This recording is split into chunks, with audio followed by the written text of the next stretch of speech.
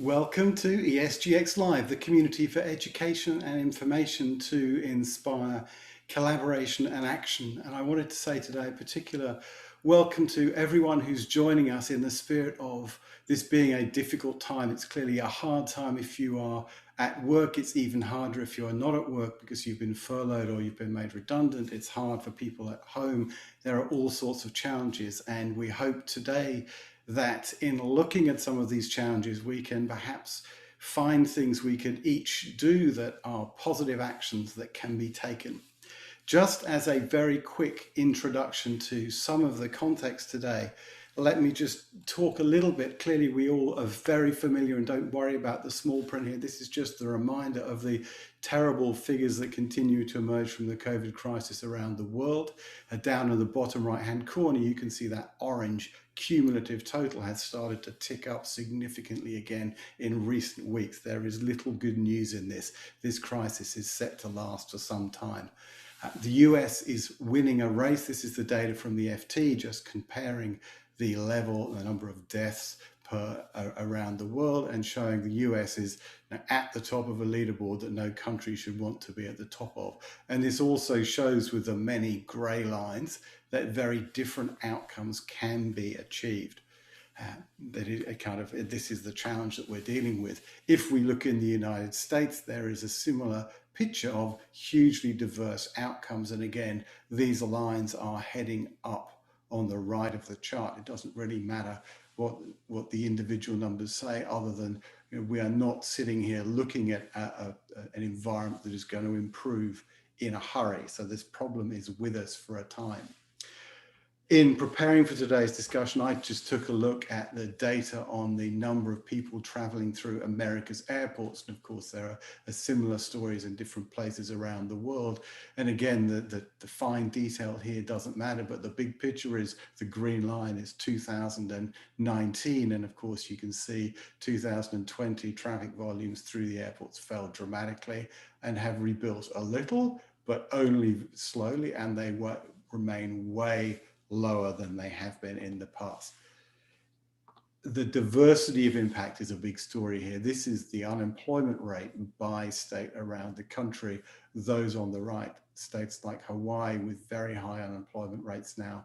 And there are some others there that have highly dependent on tourism, like Nevada, and you see the same thing around the world. So Mauritius, for example, is a country that has done tremendously well in dealing with the COVID outbreak, but its economy is hugely dependent on tourism, and so it's facing really, really significant challenges. So with that as the backdrop, I will say one more thing, which is please do say hello to each other, introduce yourselves in the chat. Tell us where you're from. If you've got particular areas of interest, then let us know. And please ask questions either there, or if you ask them in the Q&A, it's easier for us to keep track of them, but we will try to pick them up wherever they come. So thank you very much. And I will hand over now to Paul to take us into the Green Jobs Report. Paul. Thank you, Nigel. Welcome, everybody, to ESGX. Delighted to have you with us yet again for the monthly Green Jobs Report. I want to thank the Global Institute for Sustainable Prosperity and the University of Missouri Kansas City, both Dr. Scott Fullwiler and Dr. Fadel Kaboub. And Amir will kick us off with the Green Jobs Report in just a moment. But I'm very honored that Sara Nelson is joining us today. And Sara is the International President for the Flight Attendants Union.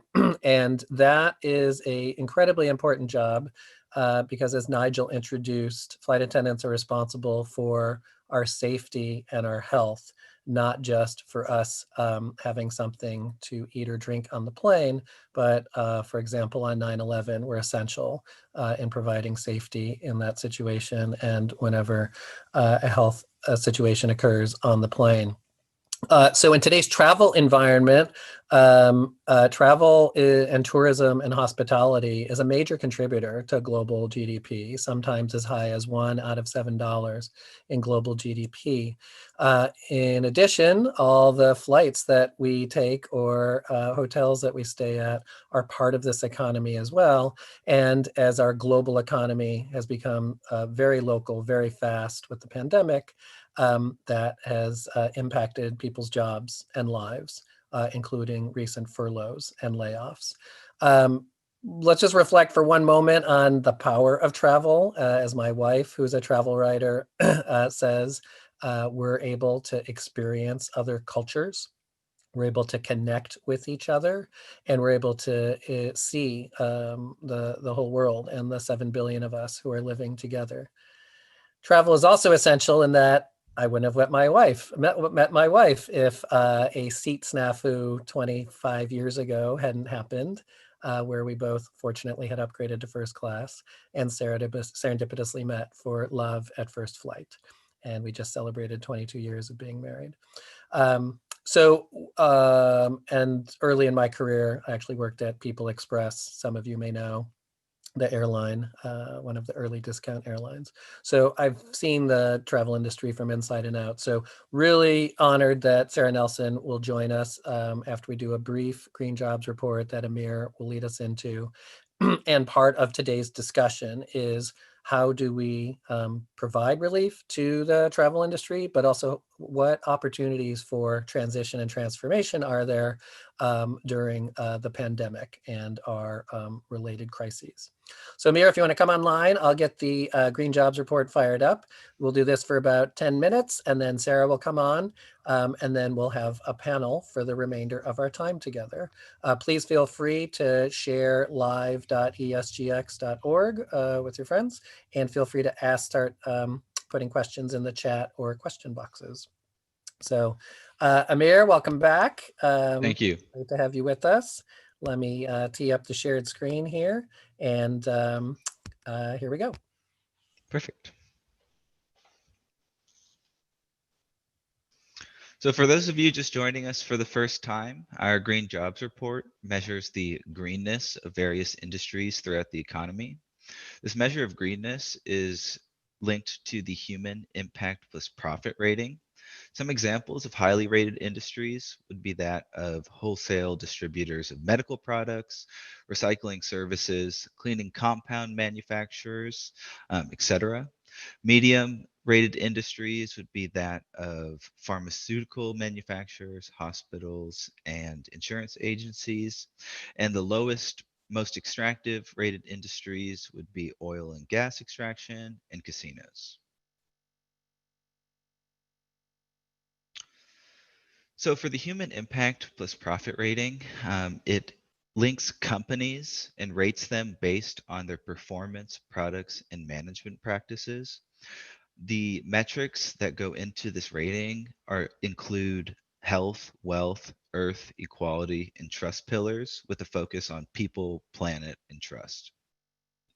Once these companies are rated, they're mapped to industries that are within the current employment statistics surveys, and then these ratings are weighted by employment for that are analyzed, right?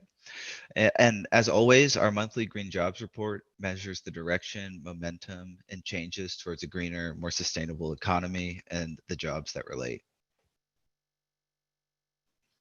So something throughout our Green Jobs Report that we have found is that greener jobs have been more resilient to the COVID-19 impact.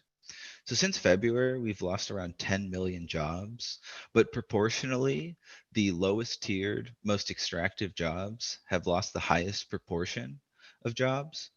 When compared to the greener industries, we can see that they're the least impacted with a reduction of 4.3%, whereas the highest or the lowest tiered industries have a reduction of around 10.8%. So this month, we saw general returns throughout April to July, but we're seeing a sluggish return with a change of only 1 million jobs returning to the economy from July to August.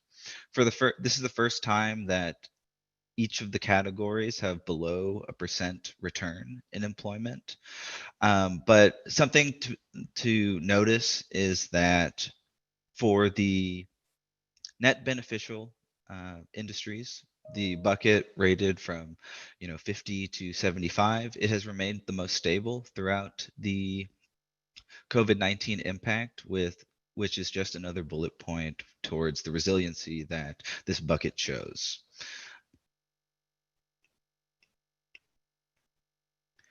So moving on, one of the prime pillars for the HIP rating is the products and services that companies provide. Ratings above 50 are net beneficial, and ratings below 50 are net extractive. And what we can see is that, again, with this, there's sluggish returns for the month of the change over July to August. But something to be noted is that the net extractive industries in the lowest bucket, the 0 to 25, have actually seen a decrease in jobs. So obviously not very good. And even the net beneficial products, which we can see here, they've had the highest returns, which is good news in light of the COVID-19 impact. Something that we've also predominantly seen is that green jobs have consistently paid the most as compared to net extractive industries. So over the month, we saw green industries increase by 13 cents per hour. The slightly extractive industries increased by 12 cents per hour, while the extremely extractive industries saw no change over the month. So for this next portion of our report, we mimicked the analysis by the St. Louis Fed that looked at occupations that were in high contact and low contact sectors.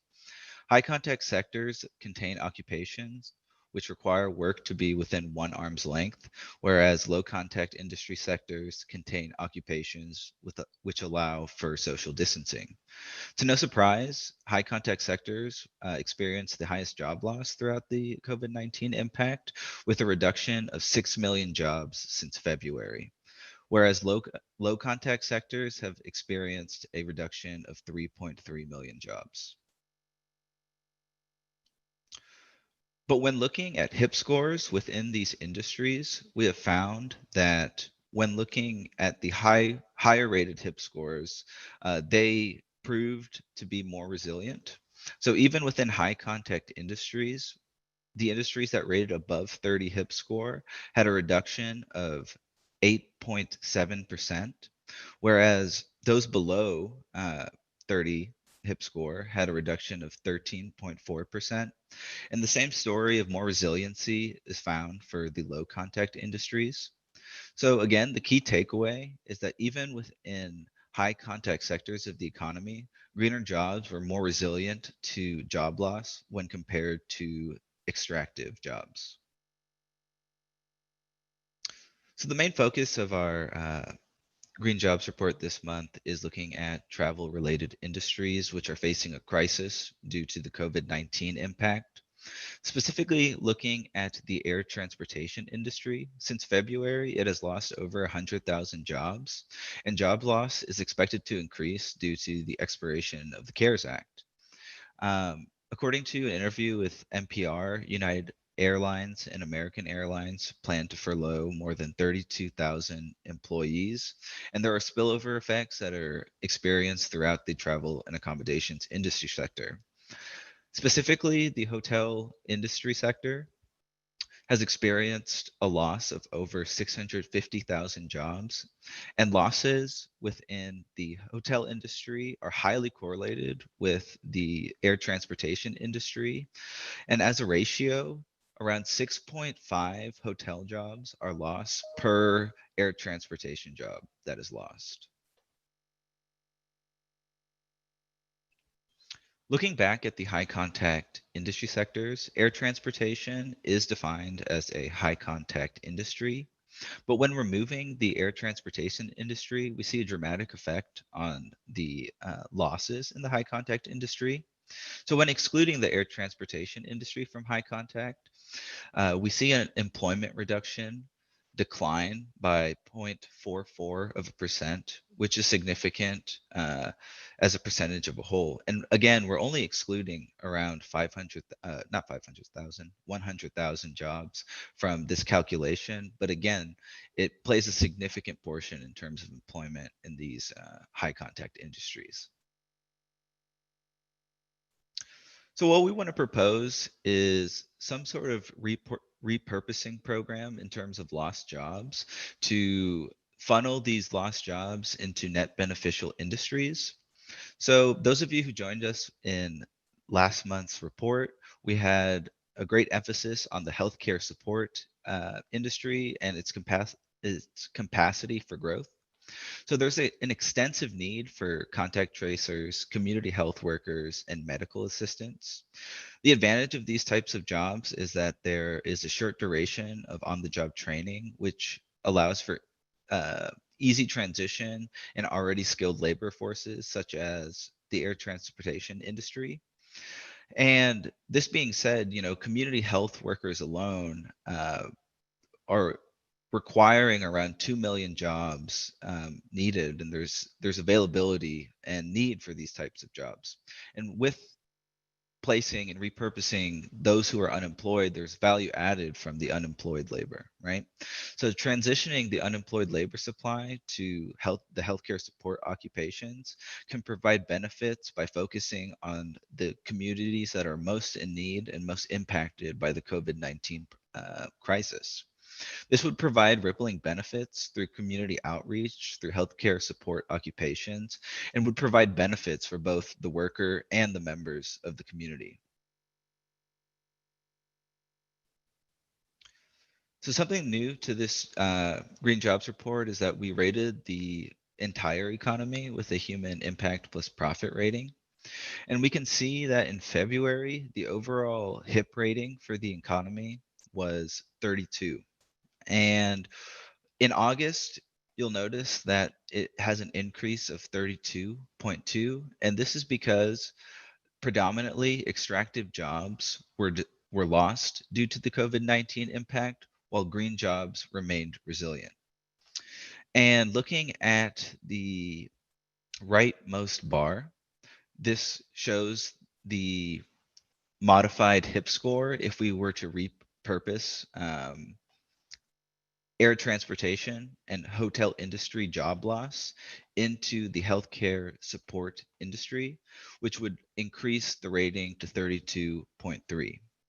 And the key conclusion here is that transitioning skilled workers who have lost jobs due to COVID-19 to greener industries would be more beneficial for the economy by providing higher wealth, health, earth, equality, and trust.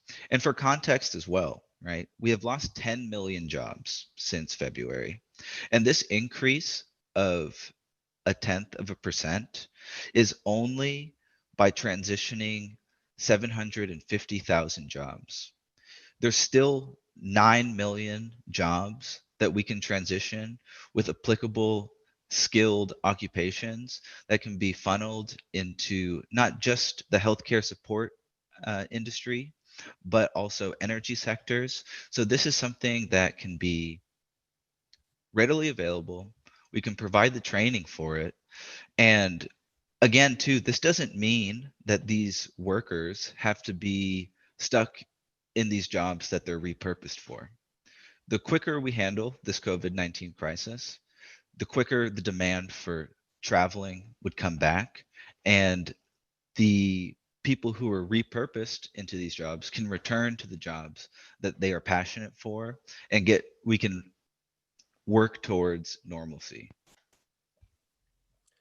Great, very insightful, Amir. Thanks so much for this deeper dive, especially the focus and proposing possible pathways. Obviously, we want to preserve and create relief for the travel industry and airline workers' jobs, but we also want to solve problems at the same time and give people purposeful work, not, in addition to a paycheck, that purposeful work that can bring us together. So that was very thoughtful. So let me bring on Sara, and then Amir, maybe you can come back after Sara's overview and we can talk about more solutions. So welcome, Sara. Great to have you with us. Thank you so much, Paul. And thanks for all your leadership today in helping to find a bridge to solutions, your leadership last year and needing to threaten a general strike to get Congress off of their butts to do something, and your leadership in just creating a positive vision of the future. So can you share with us today, like what you see today and what you see as potential pathways out of the crises that we're facing? Sure. So what I do want to recognize is that we are in this moment that is, first of all, the biggest crisis that we faced in over 100 years. And secondly, we are still directly smack dab in the middle of the crisis and without a plan to get out. So this has been obviously a disaster having Donald Trump as president during this time. And there are so many things that would be so much better at this point if we just had a functioning government. But let me just take us back, because flight attendants were on the front lines of the coronavirus crisis from the very beginning. We, of course, normally fly to every corner of the earth when some can only dream of crossing borders. And our jobs are highly unionized. In fact, in the airline industry, where we are 80% organized. My union organized in 1945, had our first contract in 1946, and really built this job into a career that is for anyone with the heart of a flight attendant. Whether you, no matter who you love, what you look like, whether you're a man or a woman, if you're married, single, have a baby, and you don't have to step on a weight scale anymore. All of these things are things that we pushed on to make this a career, and people love it. People love this chosen career, and we are first responders, and we take care of the people on our planes. But what that also means is that over 70 years, we have been a major stakeholder in ensuring the safety, health, and security of passengers on our plane. So we were the ones who drove the smoking ban on planes, took on big tobacco, and won in our workplace. One of the first to take on big tobacco and win, which started a whole chain event of getting smoking out of workplaces. And we also have been at the forefront of fighting to make sure that the FDA is overseeing the standards for the food on our planes, and the EPA is overseeing the standard for water on our planes, and that we have flame retardant fabrics in the cabin so that people have a better chance of survival. And we've pushed forward on where passenger seats are placed near exits or partially away from exits so that people can actually exit airplanes. We have been on the front lines of safety, health, and security, more recently dealing with issues of contaminated bleed air and poisons in the cabin air, and also fighting to make sure that we could get OSHA into the cabin, so that we got training in the last 10 years on how to stop the spread of communicable disease in our workplace. So we worked very closely with the government actually during the Ebola crisis. I know what it looks like when the government, industry, and unions are working together to stop the spread of a communicable disease. And oftentimes you can do that at transportation's door. None of that happened here. So when this crisis hit, it hit quickly and was very quickly in community spread before we even knew very much about the virus. But we were on the front lines fighting for the proper PPE in our workplace and sick leave policies that would allow people to stay at home and take care of themselves instead of being forced to come to work. We were on the front lines doing all of those things. And I think I take this for granted oftentimes that we are 80% organized in our industry, and we have such a clear and defined role in helping to shape the safety policies of aviation, that I forget that the rest of the world doesn't enjoy the value of having the worker's voice right at the table, right at the policy discussions. But because of our experience in the past and our experience after 9/11 and what happened after that crisis and how we were taken advantage of, and our airlines went into bankruptcies, and our pay was slashed, and our jobs were slashed, and our pensions were slashed, and we were working more hours for less, And productivity went through the roof. So airlines had to have fewer people on staff to run the airlines. We were running at very high productivity. Most flight attendants took on extra hours in order to make ends meet.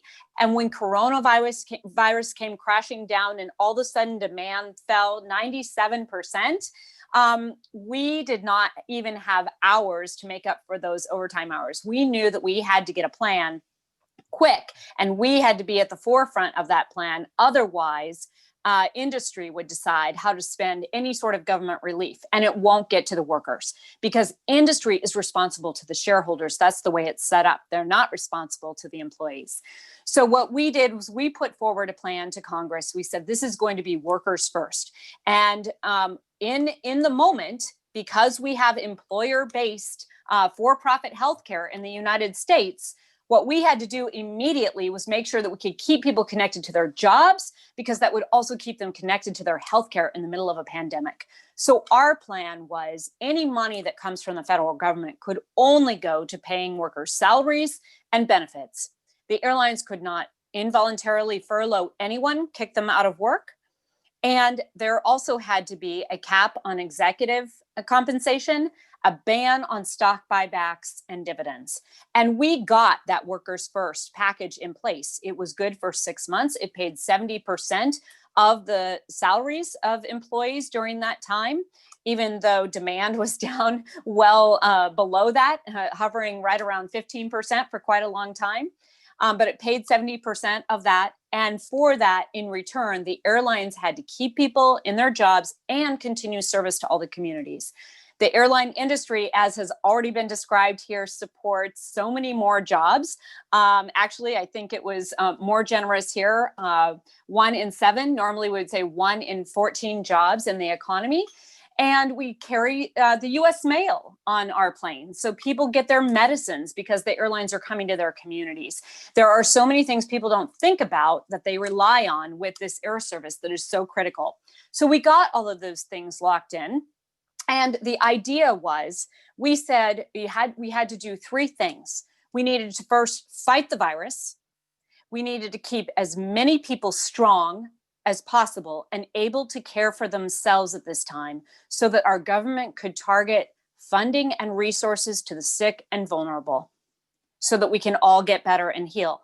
And then we need to build back with safety protections in this new environment so that we can slowly come back and operate.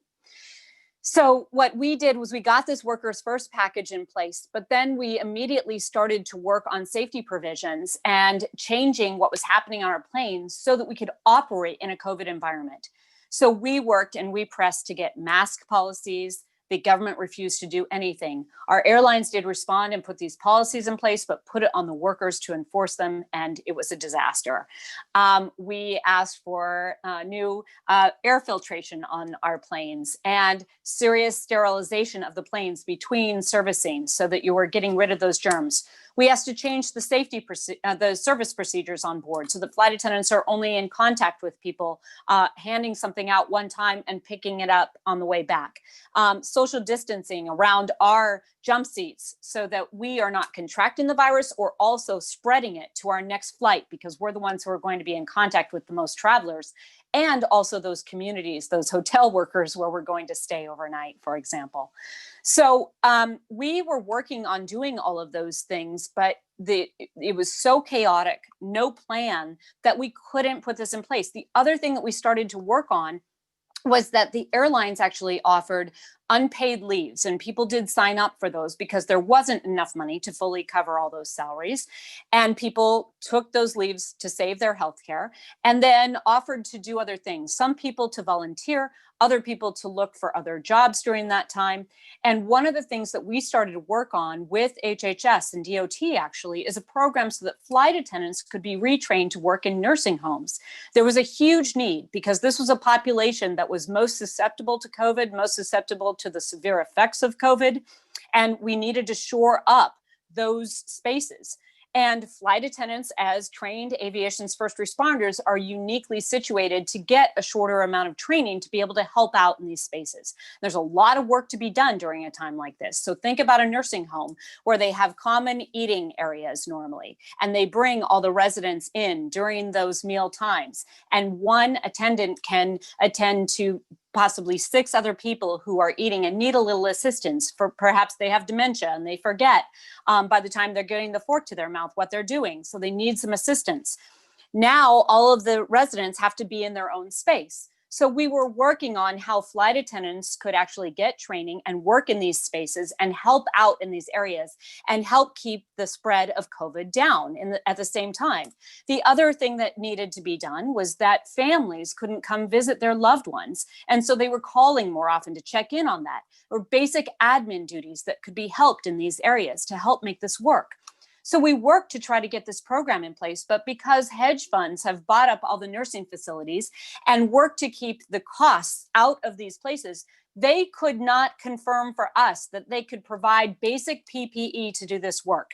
And they also could not indemnify the flight attendants from any liability for doing this work. They refused to do that. So we could not do this. These are basic things that could be handled if the government were actually creating these jobs, putting forward a plan, and setting about trying to, as we say, sort of repurpose people into the needs of the time of the crisis, and then be able to transition them back to the careers that they love as these industries come back, because we have eradicated the virus. So this did not work because of the system that we have set up, because we do not think in terms of a jobs guarantee and actually creating jobs to help assist with the economy. The more people that we send to the unemployment line and out there to fend for themselves, the harder it is to return. More people are going to go into poverty. In fact, 8 million people during this time have gone into poverty. My own members, it's much higher than the 32,000 that was reported at the beginning of this meeting today. So there's approximately 100,000 aviation workers right now who are out of work, not all without health care, but definitely all without getting a paycheck. And there is no prohibition now as of October 1st, because Congress did not extend this very successful program. And so there's no prohibition against additional job loss. There will be more. There's no prohibition against the airlines cutting service to communities with the lowest demand. So the communities that are going to be the most isolated, likely the farthest away from other cities and other resources. And there's no continued prohibition on the worst corporate practices. So this is the sort of at that first step of fighting the virus and keeping people strong. We're not even doing that. We're 7 months into this. We could be so much farther if we were doing these immediate stopgap measures that keep people just where they are, keep them sort of frozen in place. The payroll program, think about this. If you have 100,000 people who suddenly have to be provided for by the federal government, they have to set up a whole means to be able to get resources and pay to those people. If you simply send that money to the airlines and continue to use the payroll system that's already in place, the healthcare that's already in place, you don't have to include any of those administrative costs. So this is the most cost-effective, the most efficient program that there could be. And it only exists because we're 80% unionized, because we had the power to say to those corporations, if you are going to get assistance during this time, it is going to be assistance that is focused on the people on the front lines. And we forced that, and they had to come along with us. They did not have a choice, because we have enough of a voice and enough power for members of Congress to say to them, we're not signing off on this unless the unions are signing off on this. So the lesson here is that we must go out and organize. We must make sure that people have unions. This is the way to have any sort of say in our democracy, especially in a time of crisis, to have any sort of power to beat back the worst corporate instincts. And if we had unions in all of our private sectors right now, we would have a very different response at this time. It would look a lot more like what my union achieved and what we need to keep going, but was not continued. And just one note on that. This president who is currently in charge feeds off of people's despair, and crises and absolute desperation. He wants to be able to be the fixer. So what did he do? He disrupted negotiations anytime they got near getting to a place where we could get relief to people. Put forward fake executive orders. Then in our case later, called off negotiations 6 hours later, called out our industry and said that it was a bailout to people. Of course, people are against giving money to the airlines, but that's not what our program is. And we didn't have time to respond. And here we had built up this incredible bipartisan support, 95 senators on record supporting the extension of our payroll support program.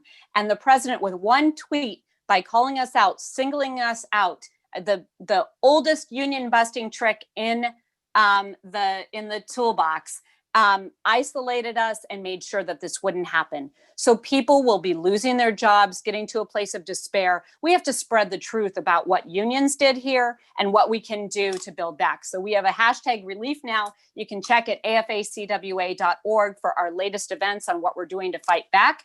And we're going to continue the fight. All right. There's a lot there, and rightfully so. In the chat box is the AFA-CWA.org link. On Twitter, Sarah's at Flying with Sarah. Sarah, if there's 95, so two themes of questions to start, because there's a government piece to this. One, are the solutions in the executive branch, the legislative branch, or the judicial branch, and how do those work together or not? And it sounds like there was fantastic progress. And two, are there any lessons related to that in other countries that can help provide, besides the random chaos that sometimes flows from the executive branch? Are there any, what lessons are there? Because there's other countries that have fought COVID and that have women leaders and have strong women leaders and have leaders who collaboratively work with the legislative side. So at that highest level, at that legislative, executive, and if there's any international lessons to learn from, what do you see? Yeah, so normally in a crisis like this, the leadership would be coming from the executive branch. They would be setting forward a plan. Congress would be appropriating funds to that plan, so that would be Congress's role. But Congress has gotten to a place of actually passing legislation on masks mandates and doing things that would normally be done from the executive branch with putting together a full federal plan. For example, putting in place the Defense Production Act and getting PPE out to all of our hospitals, but our communities too, and putting people to work through that as well. But also then working with the transportation industry on contact tracing, on distributing the PPE, on distributing the best information about the virus, what we should be looking for. There's a lot that can be done through coordination of the executive branch that makes this easier to contain COVID. Now, in addition to that, though, keeping people strong during that time while you're working to contain the virus is exactly what we did. So our program, our payroll support program, is actually what most countries in Europe put in place for all of their workers, which was this paycheck protection. Now, the difference is that in most of these countries, the social benefits are already in place. So your retirement, your healthcare is provided for by the government. So to incentivize private companies to take part in these government programs with this salary, usually through tax breaks, that is sort of replenishes the company for those salary payments that they're making. Companies have to opt into that. And the problem in the US is that you also have to cover those benefits, because there's oftentimes such a huge part of the company's costs that to provide just simply an option for a salary continuance is not enough for, say, even a small business to sign up for it. And for airlines, what is that load? What is that benefits load? Because in some businesses it's 10%, in others it's much higher. What's the load? Oh no, it's more like around 30% at the airlines. So yes, and we know this from bargaining, in the payroll protection program, the load was estimated at maybe 25% in the PPP. So not that much different from the PPP. Right. So it is our program looks very much like the programs that they have used around the world very successfully to keep people in their jobs and then able to return to those jobs, right? So you don't have the process of letting people go, because there's a discharge process there, administrative process, and then the rehiring is also a process to get people back. You essentially freeze your economy in place, and while there is not work, you keep people whole and then able to restart again once you have that virus contained. And so that is, it's a really good program that has shown to work very well around the world and to help the economy, but also help to keep as many people strong and able to take care of themselves as possible, so that you can focus on the sick and vulnerable and focus your efforts there.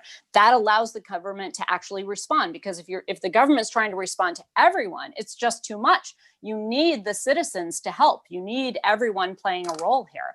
And so if you shore up those individual citizens who are able to take care of themselves, then you are lightening the load. You've got more helpers, and you can actually get through this faster. All right, let's bring on Fadl and Scott and Amir, because I'm sure they have questions too. While they come on, Sarah, is there anything that states can do, or counties or cities or any other stakeholders?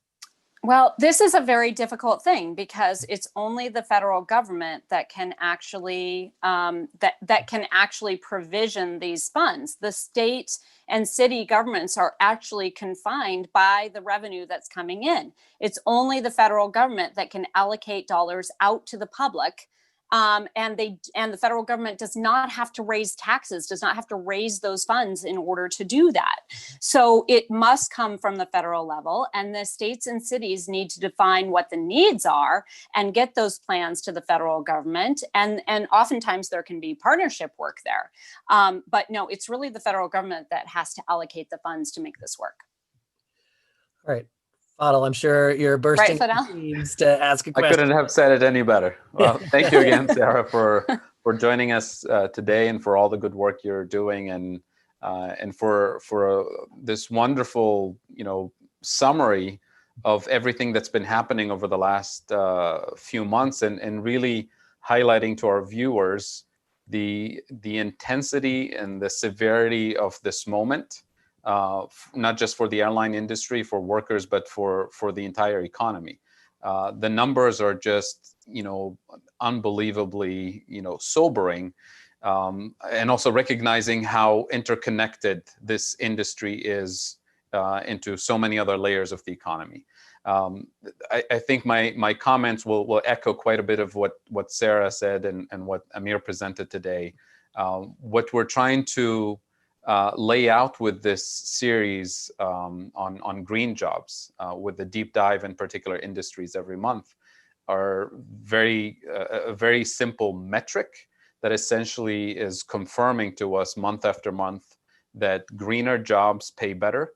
Greener jobs are more resilient during a crisis. We lose jobs across the board, but we lose fewer jobs in greener industries. And number three, when we reopened the economy and started seeing some jobs coming back, greener jobs are recovering at a faster pace.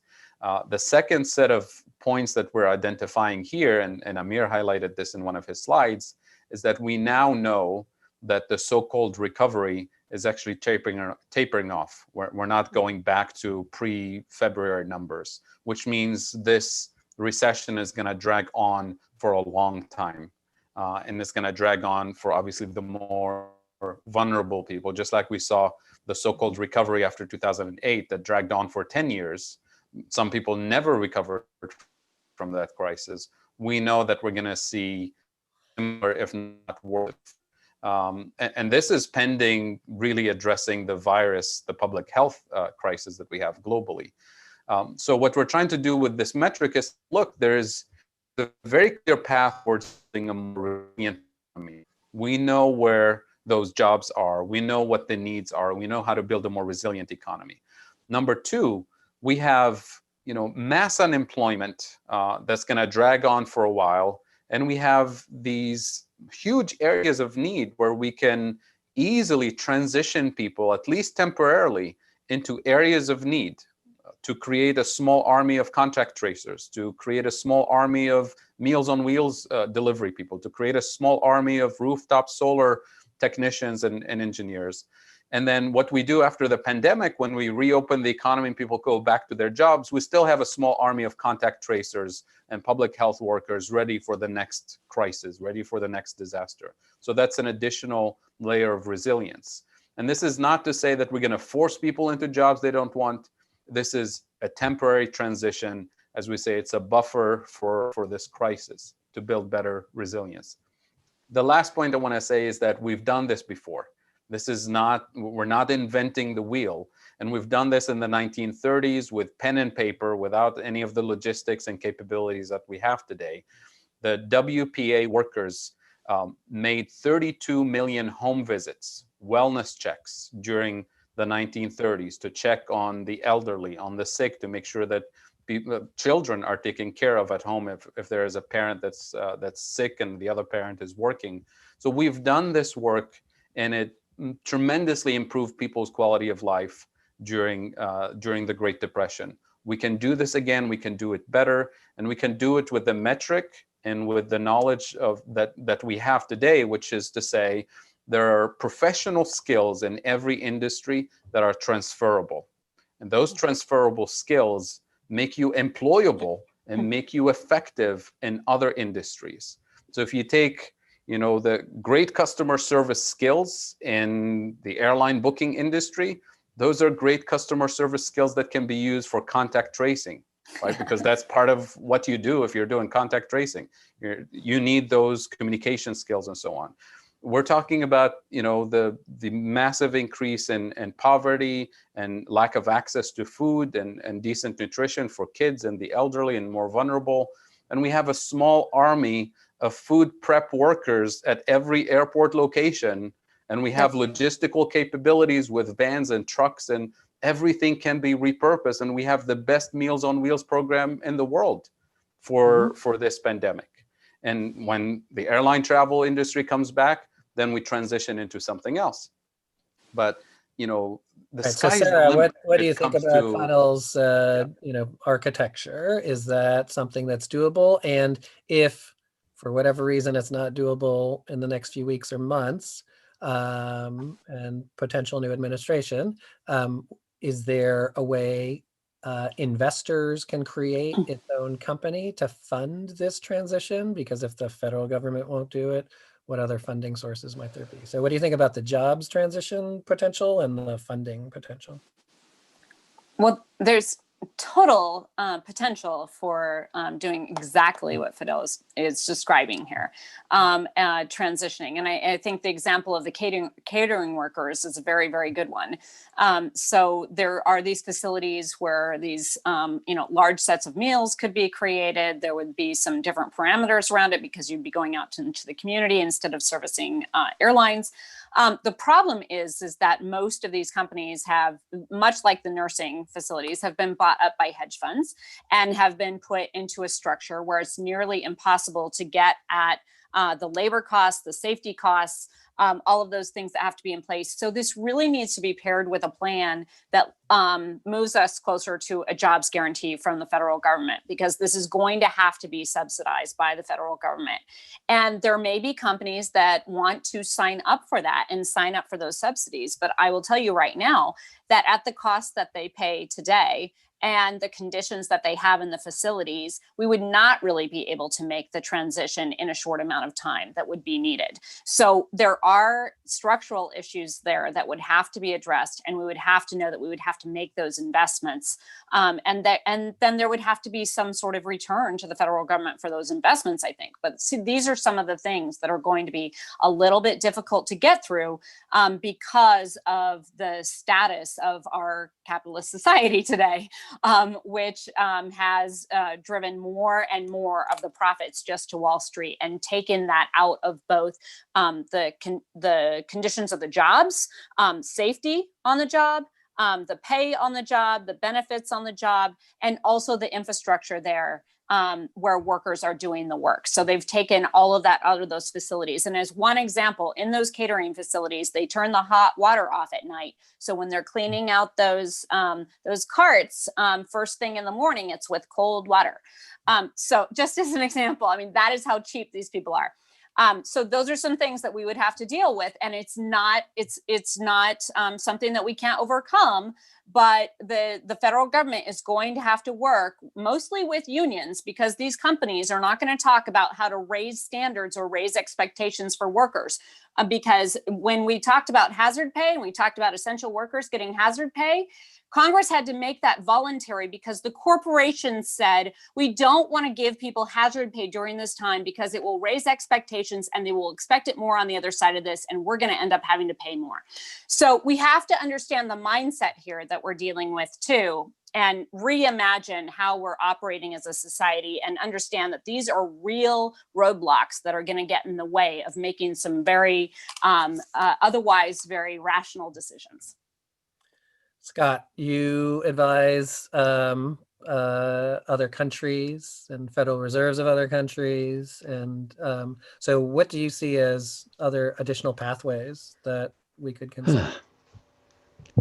I'm wondering what's left after Fadl, Sara, and Amir. So, well, during the 2010s, sort of the thing that I said a lot was that policymakers will do anything to create more jobs and income except directly create more jobs and income. And sadly, it looks like it's even worse this time, of course. So the point that Sara made about keeping people whole, financially whole, which of course, obviously that means keeping them whole in many other ways too. That's the one that I'm seeing as something that doesn't really show up that much around the world. As we're keeping a database of 70 different countries of their macroeconomic policy responses to the crisis. And that's something that doesn't show up. It's always about what can the government afford and so on. Now, certainly in many ways, a lot of them have done far better or acted much more quickly than they did in the previous crisis, and in a bigger way. Of course, the crisis is much bigger as well. So, but there is this clash of keeping people financially whole so that when coronavirus, when it's safer to go back to business as usual, et cetera, and people are confident that they can do that you don't have a bunch of people bankrupt, right? And we're not close to meeting that. In fact, we go the other direction, right? We start to blame states for mismanaging their budgets when, of course, their budgets fell 30% all of a sudden in March. So I'm just largely highlighting something others have already said. But I think when I think back to CBO, Congressional Budget Office, in early 2010s, urging Congress and the government to be more fiscally responsible. And one of their arguments was in the next shock, economic shock that we have, if we don't take care of our budget now, we won't be able to respond to the next crisis. And obviously that has been thrown out the window this time around. But here you are, a few months ago, CBO puts out their 10-year projection and parrots the same things over and over again. So this is something we're constantly going to be fighting against and until we get rid of it. Yeah, so that similar question as earlier, Sara, from Scott, is, are there any multi-sector solutions? So unions working with 95 senators in Congress. You would think they could have passed a bill and formulated a bill that then they could send to the desk to get vetoed or not. So that's sort of a bastardization of the current situation. But are there any other crossovers? Are there any other crossovers with either nonprofits that also have healthcare that maybe do need to staff up for this timeline, where donors fund nonprofits that then can fund this type of work? Certainly for people on furlough, are they permitted to do that type of work, or is that a restriction of sort of their union membership and union contract? Like, are there other ways to fill in the gap until the federal government finally maybe comes through? Yes, I think that there is plenty of work to be done. And for example, Sean Penn's nonprofit core that has been doing testing and contact tracing has hired a lot of people and is doing some amazing work, and has connected into local and state governments where they have wanted to work with that. So there is the ability for nonprofits or large donors to be able to set up programs where we could be helping. The problem is that really we've got a patchwork of systems going on here, and it's not going to work properly until we have a federal coordinated plan. So it's going to be helpful, and it's going to employ some people, and it's going to help us get a little bit farther, and maybe also set up a framework that others can match and that we can more quickly spool up with the federal government actually engaged in this.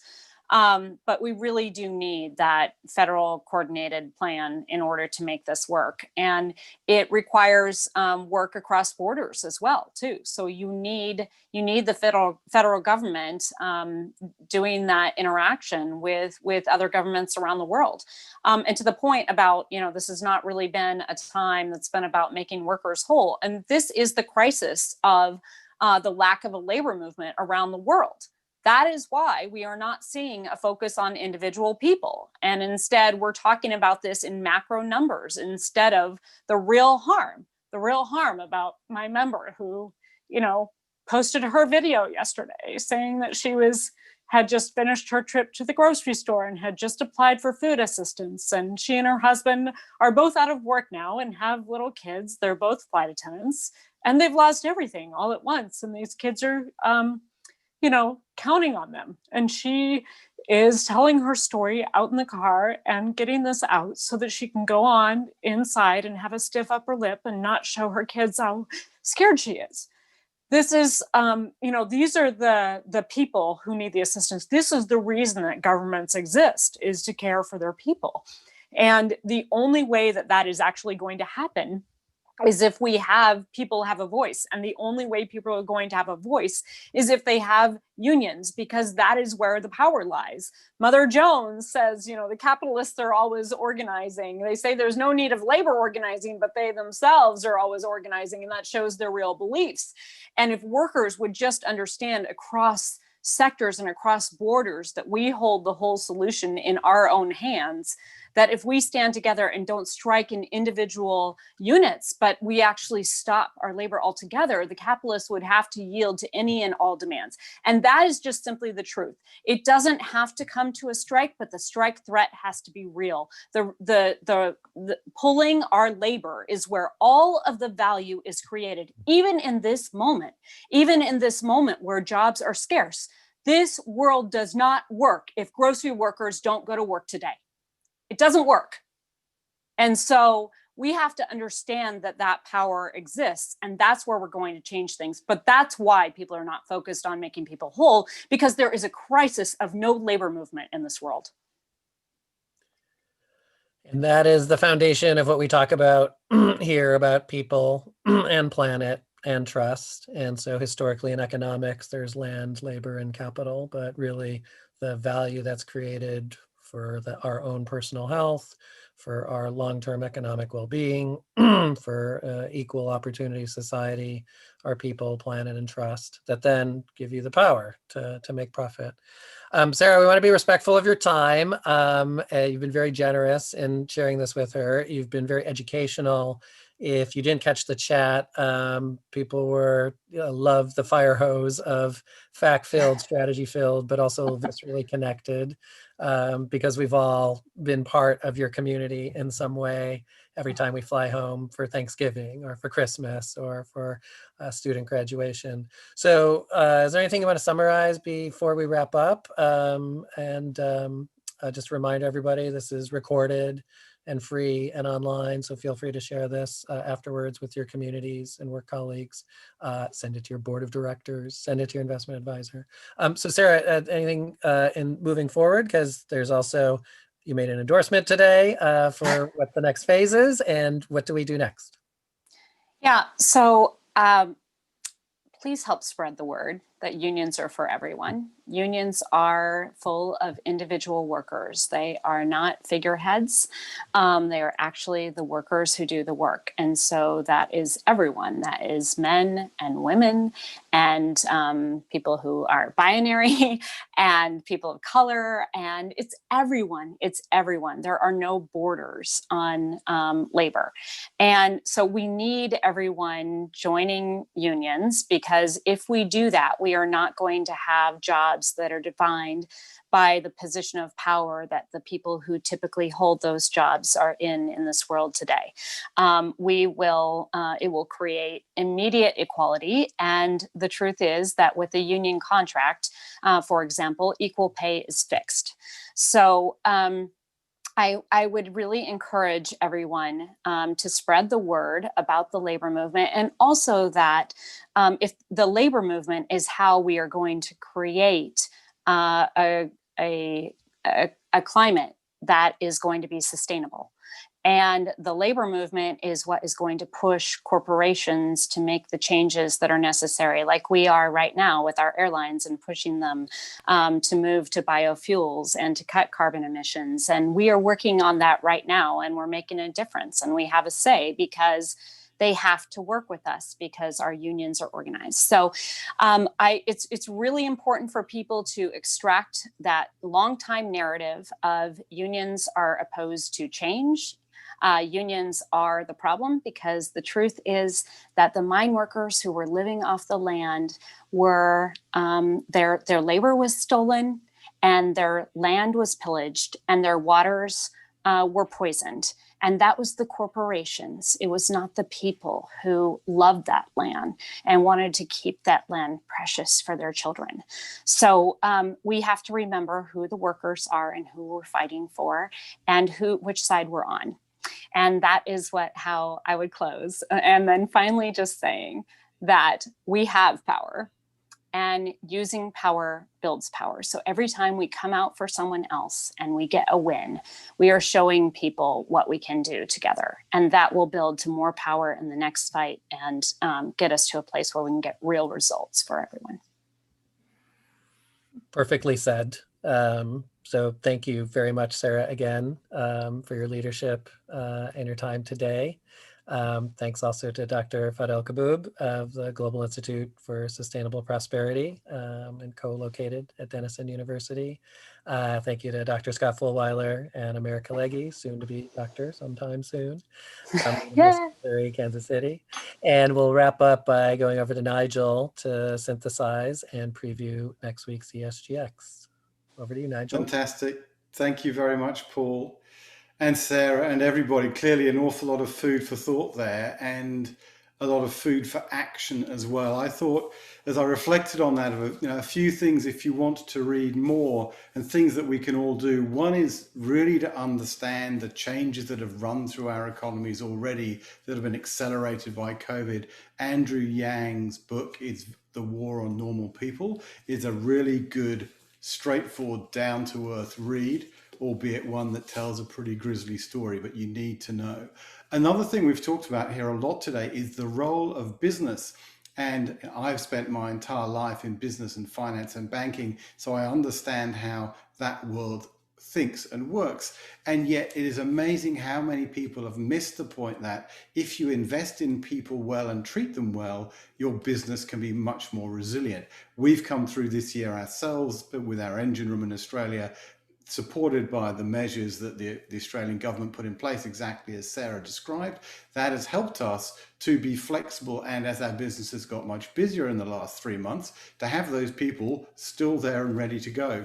One great book on this subject is the book Worth It by Dan Price, Gravity Payments, which talks about how he instigated a minimum wage in his business of $70,000, cut his own wage to fund it, and the business performed better as a result. It's a fascinating story, and there's one very famous person who hoped he would be a disaster story as a case study, who I won't name. Anyway, he is a case study at Harvard, but it's for all the right reasons. And of course, a book that I saw there behind Sarah on her shelf, The Deficit Myth by Stephanie Kelton, which goes to how do we pay for this as a government? And again, this is a book which is easy reading and very powerful in the message that it tells.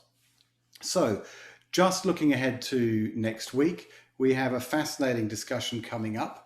Next week, the 10th of November. So this is after the election, when we're all there sitting wondering what happens next. Because as Fidel said, irrespective of who wins this election, there is an enormous amount of work to do. And so we've gathered together a group of people, Rishad Tabakawala, who comes very much out of the world of big business and advertising and storytelling, who has a particular interest in how we humanize our businesses and put humanity back into the way that we work.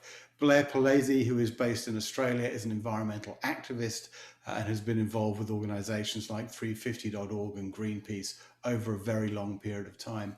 Andrew Preston, a Canadian historian of US history, who is based in the UK, and Cassandra Kelly, who's based in normal circumstances almost everywhere, but at the moment in New York, who will help to MC this and bring a perspective on diversity and inclusion and technology and entrepreneurship.